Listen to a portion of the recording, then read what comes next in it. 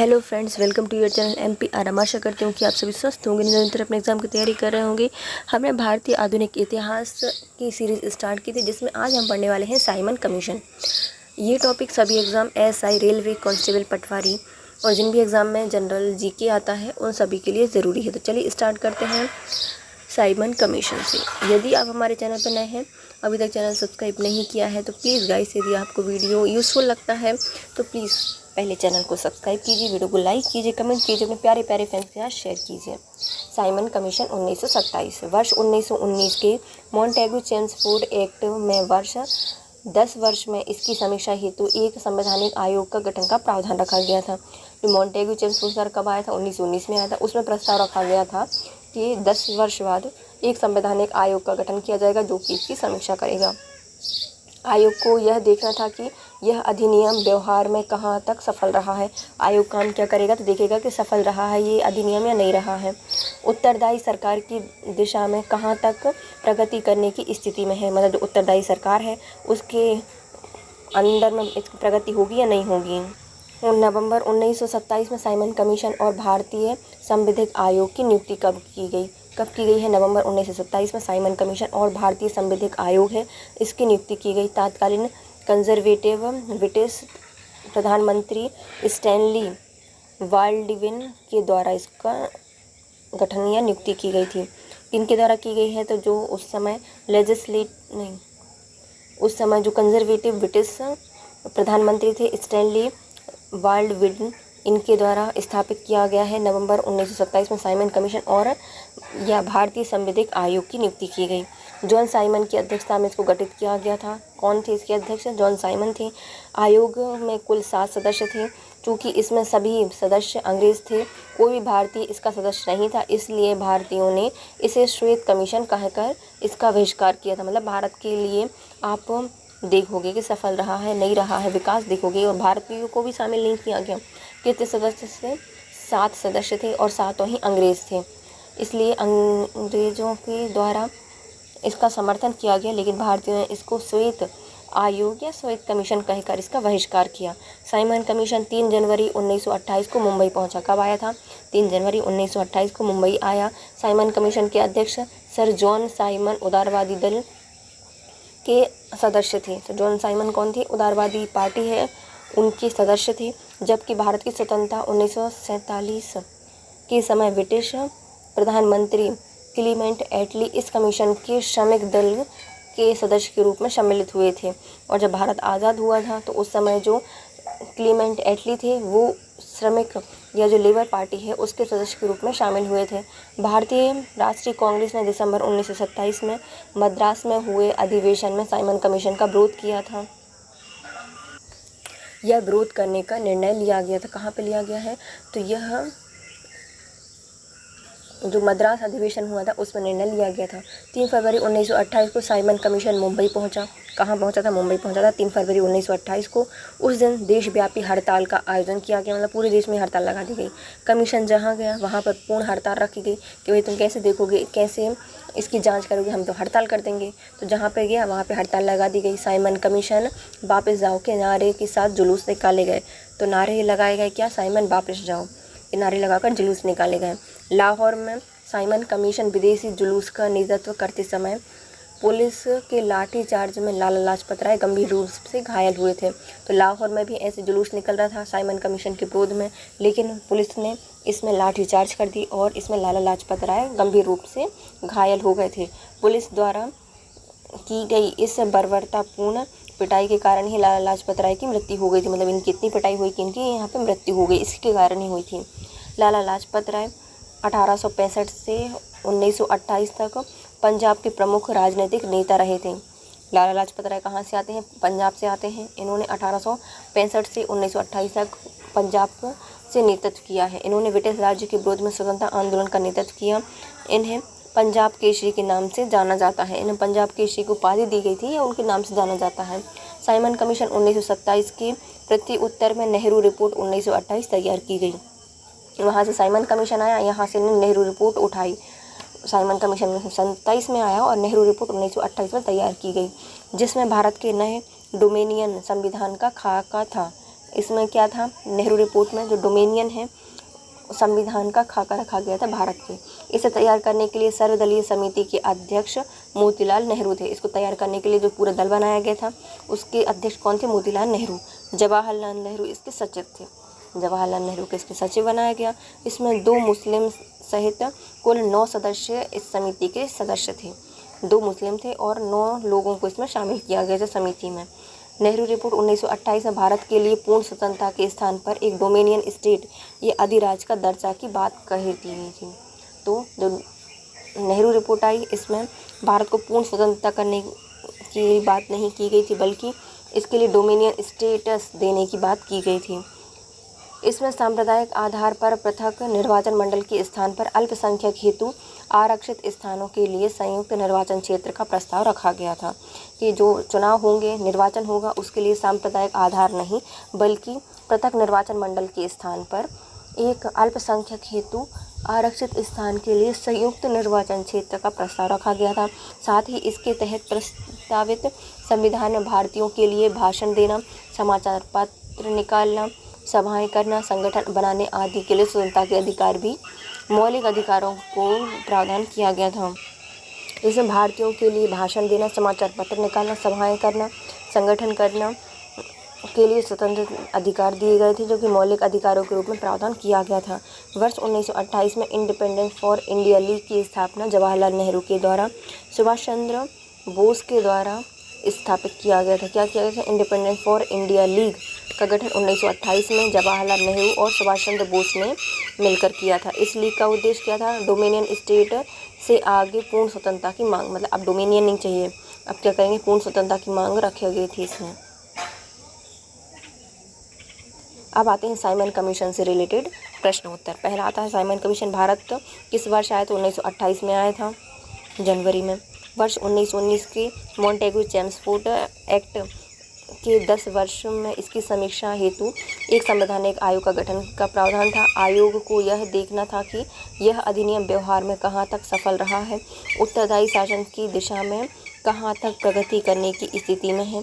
किंतु ब्रिटेन के कंजर्वेटिव सरकार ने इसकी समीक्षा हेतु 2 वर्ष पूर्व ही नवंबर 1927 में साइमन कमीशन की नियुक्ति कर दी। जॉन साइमन को इसके अध्यक्ष के रूप में गठित इस आयोग में कुल 7 सदस्य थे। चूँकि सभी सदस्य अंग्रेज थे, कोई भी भारतीय नहीं था, इसलिए इसका बहिष्कार किया गया और इसे श्वेत कमीशन कहकर बुलाया गया। साइमन कमीशन 3 फरवरी 1928 को मुंबई पहुंचा। साइमन कमीशन के आने के विरोध में भारतीय जन आंदोलन क्यों हुए थे, क्योंकि साइमन कमीशन में कोई भी भारतीय सदस्य नहीं था। साइमन कमीशन नियुक्त किया गया था 1927 में। 1928 में साइमन कमीशन भारत में किस उद्देश्य से आया था, तो यह प्रशासनिक सुधार पर विचार करने के लिए आया था। भारत में साइमन कमीशन का बहिष्कार किया गया था क्योंकि इसमें कोई भी सदस्य भारतीय नहीं था। निम्नलिखित में से साइमन कमीशन का कौन सा एक सदस्य उदारवादी दल का था, तो ये था जॉन साइमन। जॉन साइमन जो कि साइमन कमीशन के अध्यक्ष थे, वह उदारवादी दल के सदस्य थे, जबकि भारत की स्वतंत्रता 1947 के समय ब्रिटिश प्रधानमंत्री क्लीमेंट एटली इस कमीशन के श्रमिक दल के सदस्य थे। किसके सुझाव पर भारत को साइमन कमीशन से बाहर रखा गया था, तो साइमन कमीशन से बाहर रखा गया था लॉर्ड इरविन के द्वारा। कुछ पुस्तकों और वेबसाइट के अनुसार लॉर्ड इरविन के सुझाव पर भारतीयों को साइमन कमीशन से बाहर रखा गया था, जबकि doctor Baba Saheb Ambedkar writing and speech volume 17 part 1 page 63 के अनुसार साइमन कमीशन से भारतीयों को बाहर रखने का सुझाव तत्कालीन भारत सचिव लॉर्ड बर्किनहेड के द्वारा दिया गया था। उल्लेखनीय है कि साइमन कमीशन वर्ष 1928 में भारत पहुंचा। इसमें कोई सदस्य भारतीय न होने के कारण भारत में व्यापक विरोध प्रदर्शन हुए थे। कथन और कारण बताने हैं। कथन क्या कहता है, भारत में साइमन कमीशन का बहिष्कार किया गया था, तो ये सही है।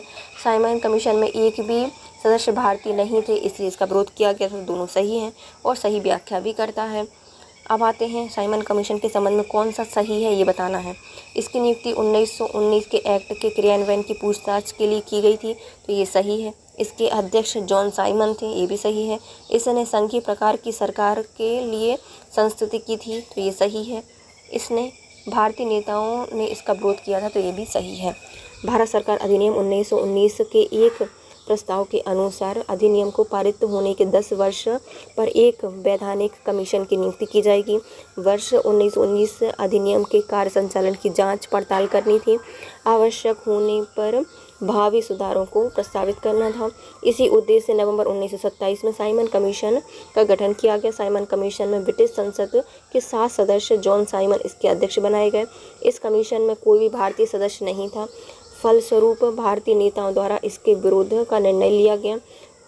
साइमन आयोग का प्रस्ताव था कि केंद्रीय विधानमंडल को पुनर्गठित किया जाए, जिसमें एक इकाई की भावना को छोड़कर संघीय भावना हो और इसके सदस्य परोक्ष पद्धति से प्रांतीय विधानमंडल द्वारा चुने जाएं। 3 फरवरी 1928 को जिस दिन साइमन मुंबई पहुंचा, उस दिन देशव्यापी हड़ताल आयोजित की गई। कमीशन जहां गया वहां पर हड़ताल रखी गई और साइमन वापस जाओ के नारे लगाए गए। साइमन कमीशन की सिफारिश के संदर्भ में निम्नलिखित में से कौन सा कथन सही है? इसने प्रांतों में द्वैत शासन को उत्तरदायी सरकार द्वारा स्थापित करने की संस्तुति की,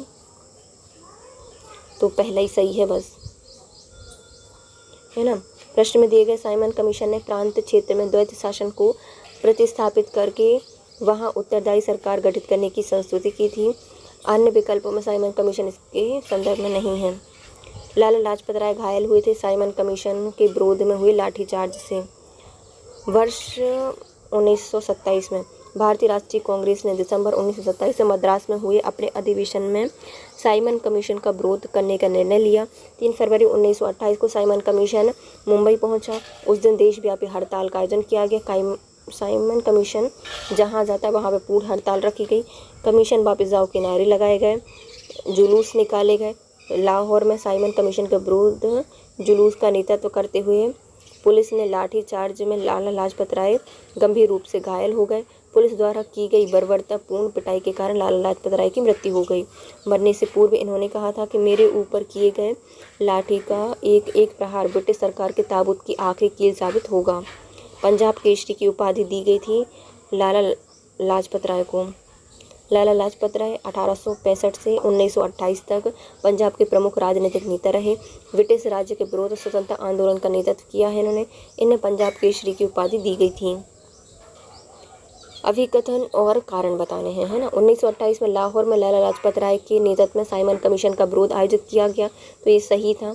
कमीशन में एक भी भारतीय सदस्य नहीं था, ये सही है, इसलिए इसका विरोध किया गया था। कथन कारण सही है और व्याख्या भी करता है। साइमन कमीशन 3 फरवरी 1928 को इंग्लैंड से मुंबई आया। इस कमीशन के सभी सदस्य अंग्रेज थे, इसलिए इसका देशव्यापी विरोध किया गया। लाहौर में लाला लाजपत राय ने साइमन कमीशन का विरोध किया।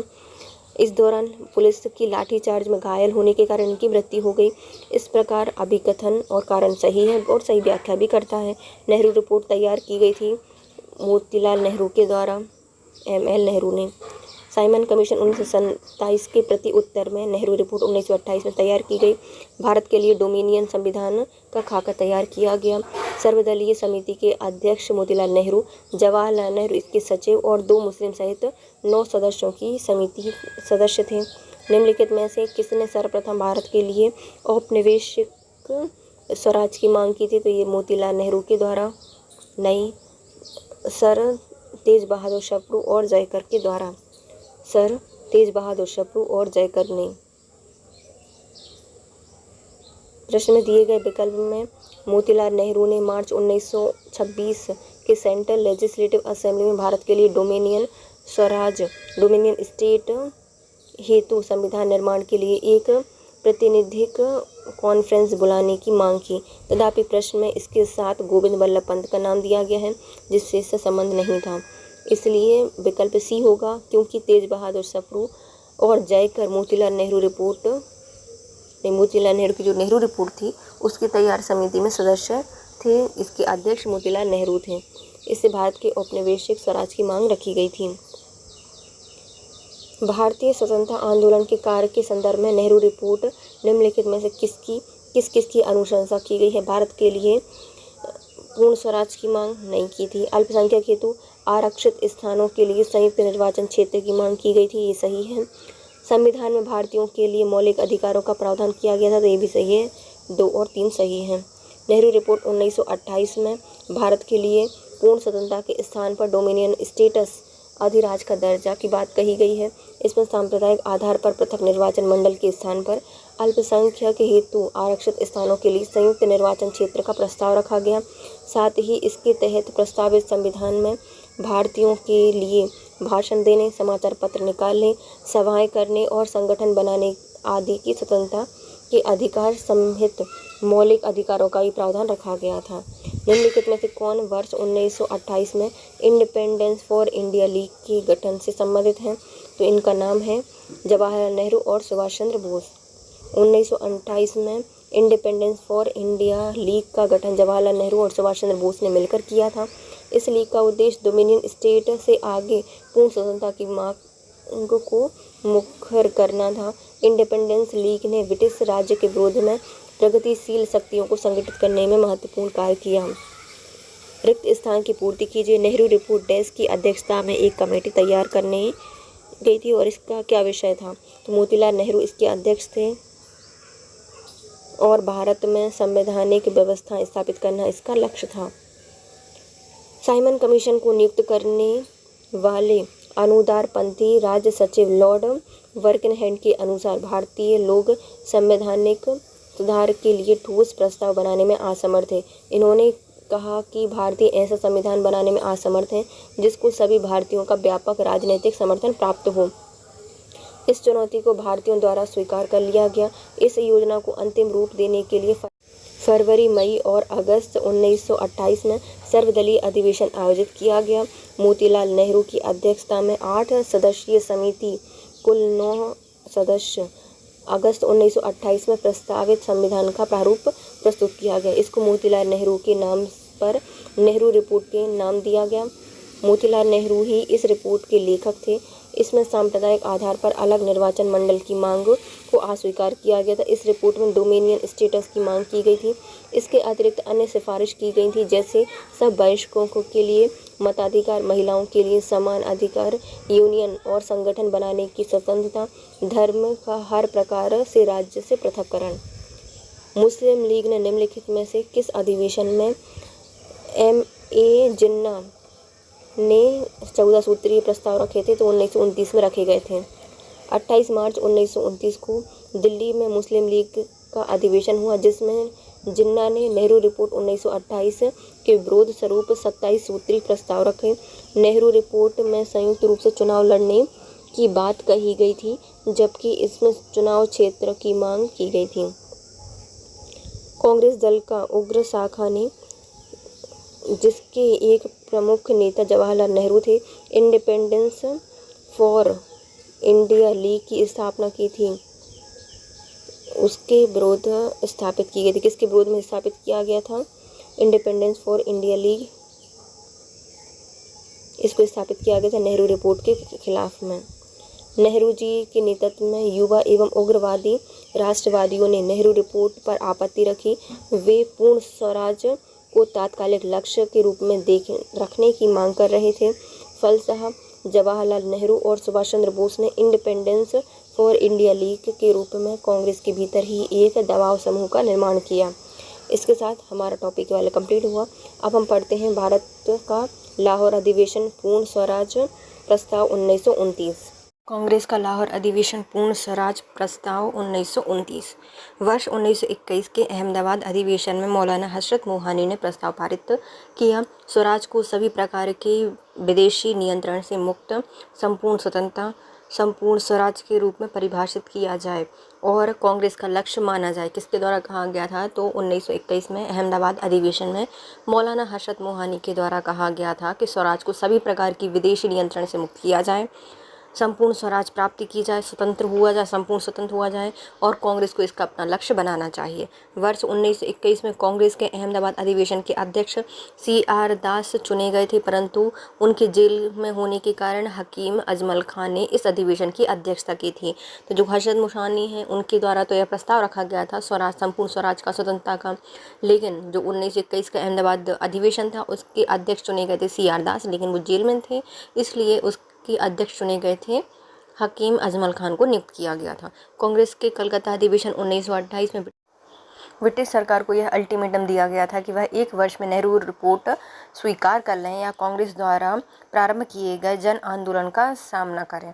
तो किसको दिया गया था? कांग्रेस के कलकत्ता अधिवेशन 1928 में ब्रिटिश सरकार को यह अल्टीमेटम दे दिया था कि भैया 1 साल में हमारी नेहरू रिपोर्ट स्वीकार करो, वरना हम जो जन आंदोलन करेंगे उसका सामना करने के लिए तैयार हो जाओ। निर्धारित समय सीमा में सरकार द्वारा कोई निश्चित उत्तर न मिलने की स्थिति में दिसंबर 1929 में पंडित जवाहरलाल नेहरू की अध्यक्षता में कांग्रेस का ऐतिहासिक लाहौर अधिवेशन हुआ, जिससे संबंधित प्रस्ताव पारित होने के बाद पंडित जवाहरलाल नेहरू ने पूर्ण स्वराज का लक्ष्य घोषित कर दिया।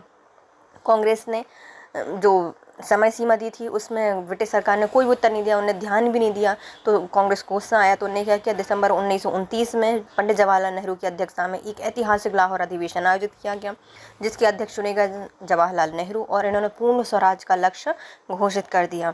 जैसे ही 31 दिसंबर 1929 को मध्यरात्रि का घंटा बजा, कांग्रेस अध्यक्ष पंडित जवाहरलाल नेहरू ने लाहौर में रावी नदी के तट पर भारतीय स्वतंत्रता का झंडा फहरा दिया। तो बस जैसे ही 31 दिसंबर 1929 में मध्यरात्रि का घंटा बजा, रात के 12 बजे, पंडित जवाहरलाल नेहरू ने लाहौर में जो रावी नदी है उसके तट पर भारतीय स्वतंत्रता का झंडा फहरा दिया। कांग्रेस कार्य समिति द्वारा 2 जनवरी 1930 को अपनी बैठक में यह निर्णय लिया गया था कि 26 जनवरी 1930 को दिन पूर्ण स्वराज दिवस के रूप में मनाया जाएगा।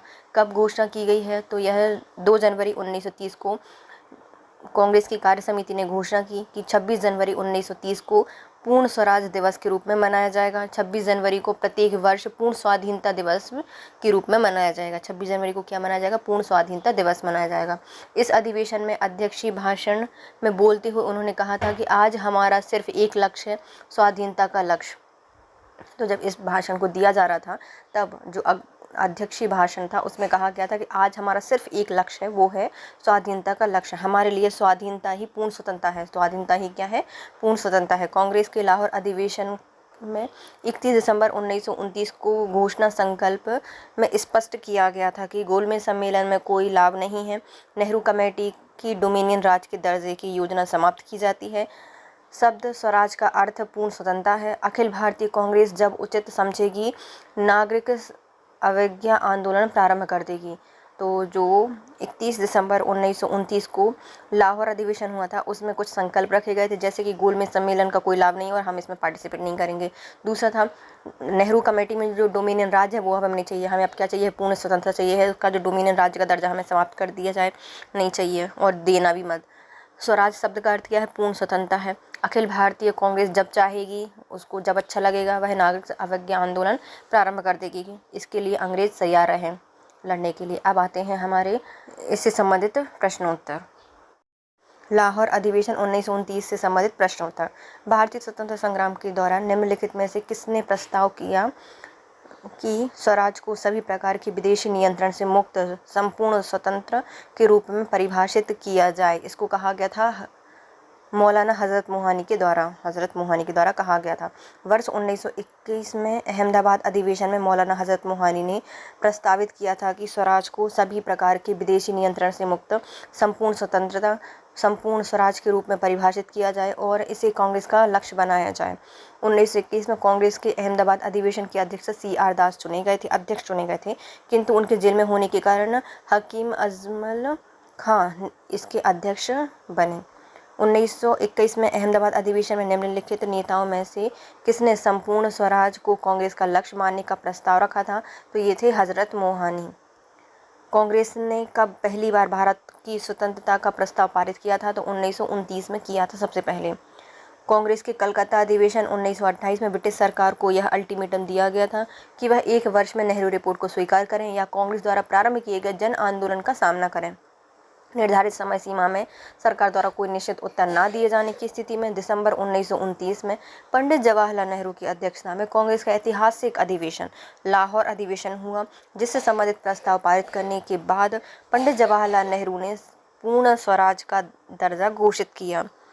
जैसे कि 31 दिसंबर 1929 की मध्य रात्रि का घंटा बजा। कांग्रेस के अध्यक्ष पंडित जवाहरलाल नेहरू ने लाहौर में रावी नदी के तट पर भारतीय स्वतंत्रता का झंडा, तिरंगा झंडा फहराया। कांग्रेस कार्य समिति द्वारा 2 जनवरी 1930 को अपनी बैठक में यह निर्णय लिया गया कि 26 जनवरी 1930 को पूर्ण स्वराज दिवस के रूप में मनाया जाएगा और 26 जनवरी को प्रत्येक वर्ष पूर्ण स्वाधीनता दिवस के रूप में मनाया जाएगा। जनवरी 1930 को क्या मनाया जाएगा? 26 जनवरी को पूर्ण स्वराज दिवस, और हर वर्ष 26 जनवरी को पूर्ण स्वाधीनता दिवस के रूप में मनाया जाएगा। 1947 में 26 जनवरी को क्या कहा जाता था? तो 1947 से पहले 26 जनवरी को कहा जाता था पूर्ण स्वराज दिवस। पूर्ण स्वराज का प्रस्ताव लाहौर कांग्रेस में पारित हुआ था 1929 में। भारतीय राष्ट्रीय कांग्रेस द्वारा किस दिन को पूर्ण स्वराज दिवस के रूप में घोषित किया गया है? तो 26 जनवरी 1930 को। निम्नलिखित में से किस एक ने भारतीय राष्ट्रीय कांग्रेस के उस अधिवेशन की अध्यक्षता की थी जिसमें पूर्ण स्वराज का प्रस्ताव पारित हुआ था? ये थे हमारे जवाहरलाल नेहरू। लाहौर अधिवेशन 1929 का।